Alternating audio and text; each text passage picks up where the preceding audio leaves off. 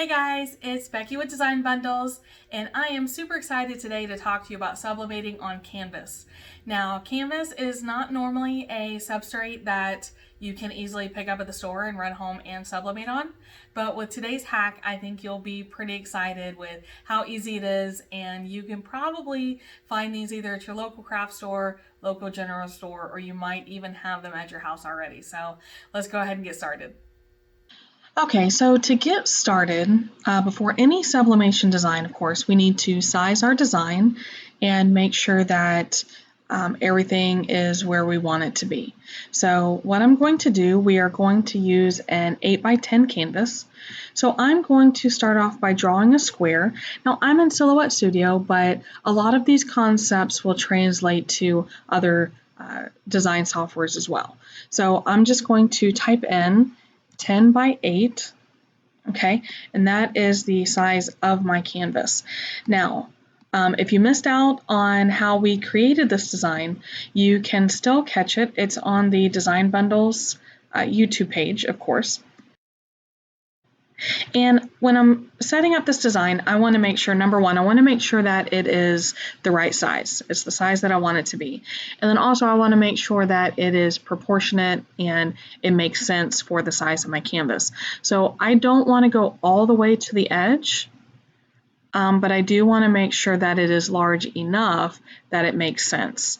So hopefully that makes sense to you guys, because sometimes it can be a little tricky trying to explain what's in your head into what somebody should do on the screen. So basically my design has turned out to be just a little smaller. Now some of my proportions are out of whack because I'm using these PNGs, but for the most part it's probably around 7.5 inches tall and probably 9.5 inches wide.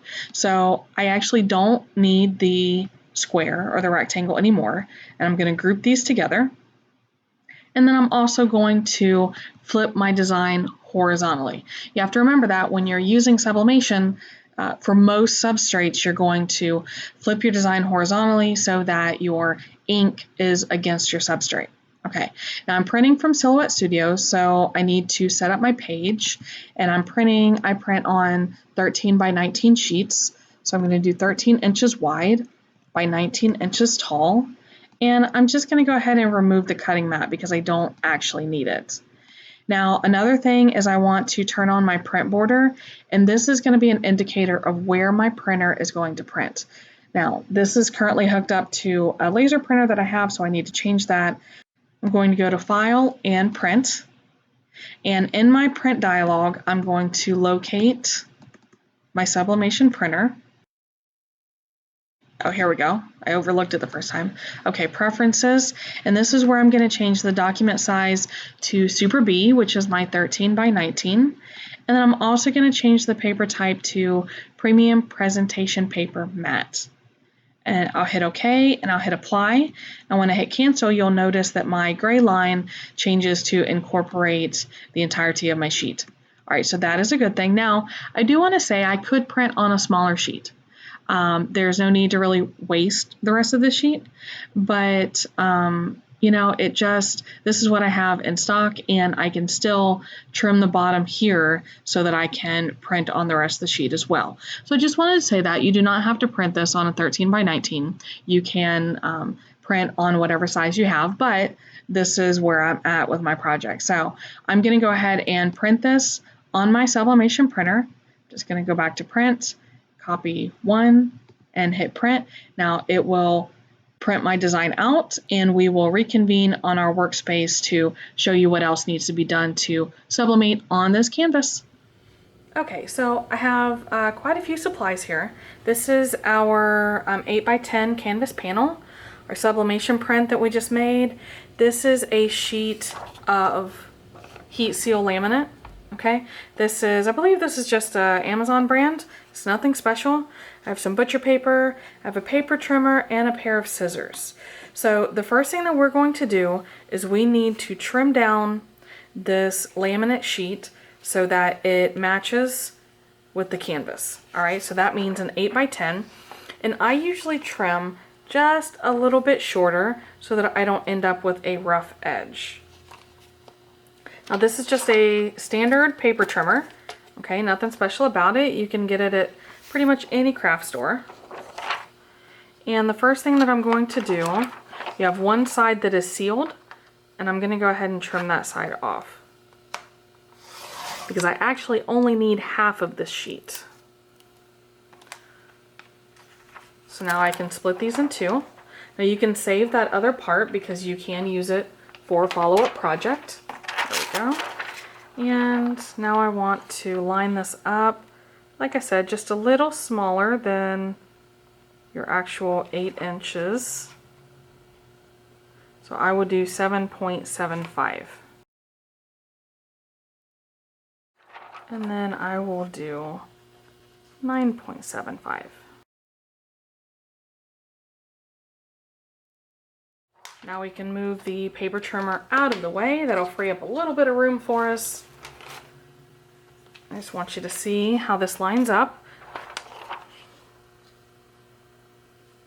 So there we go. So if you're ever in doubt, you can absolutely just take your canvas and either draw or use a craft knife to cut around it.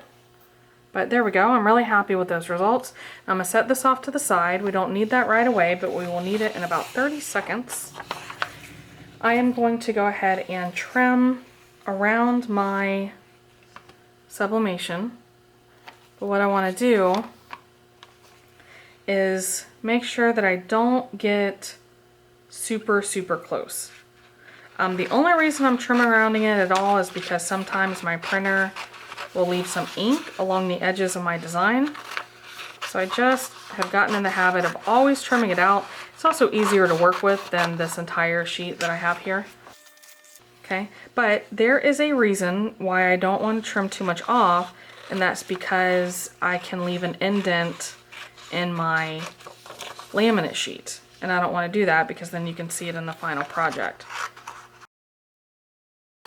There we go.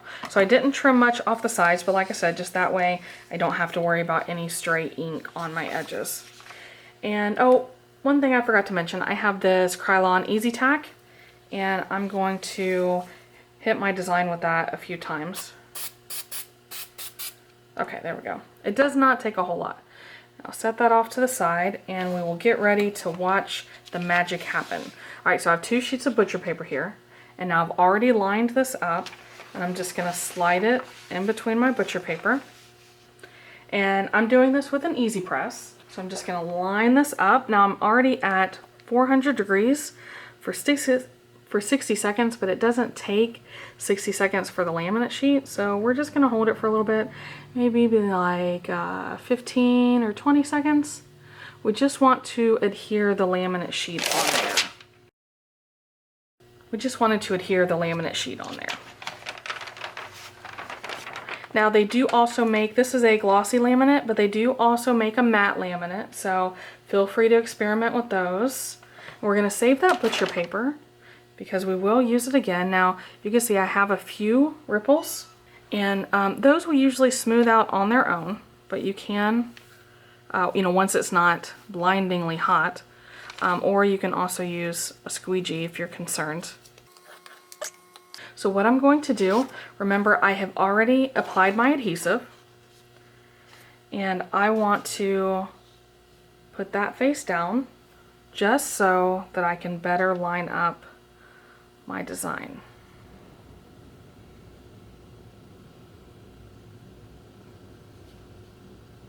Okay, and then what I'll do is I can actually hold this up to the light and see the outline. You guys can't see it, but I can. I can see the outline of my design and decide if that's where I want it or not. I am going to move my canvas down just a little bit. Take 2.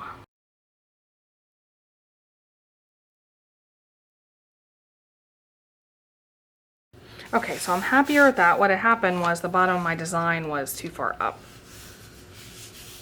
All right, so we have it smoothed down, and then here's the real magic. I'm just going to cover this back up. Now I can reuse this butcher paper because I did not use it with sublimation ink the first time. Usually you do not want to reuse butcher paper. So I'll grab my Easy Press, cover my entire design with it. Now, the good thing with sublimation is you don't need a whole lot of pressure. So the weight of the Easy Press should be sufficient. And we're pressing at 400 degrees for 60 seconds.